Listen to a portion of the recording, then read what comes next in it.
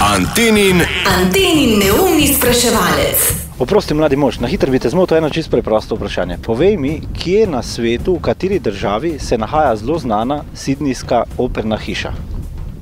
V Italiji. V Italiji? Aha. Zakaj tako misliš? Tam je bolj razvita opera, recimo. Zakaj bi se imenovala sidnijska operna hiša? To pa ne vem. Mogoče po kakem mestu? Možen? Sidnijska, katero mesto bi bilo? Nimam pojma. Koliko opernih hiš imamo v Celju? Eno? Ja. Kje se nahaja? Pri gledališču. V Golovcu. Ti praviš v Golovcu? Ja, recimo. Si že bila kdaj? Ja, pač. Kje?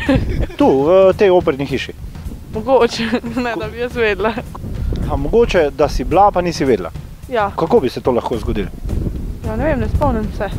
Ne spomnim se. Ja, sem bila majhna. Kako je slišati piano petje?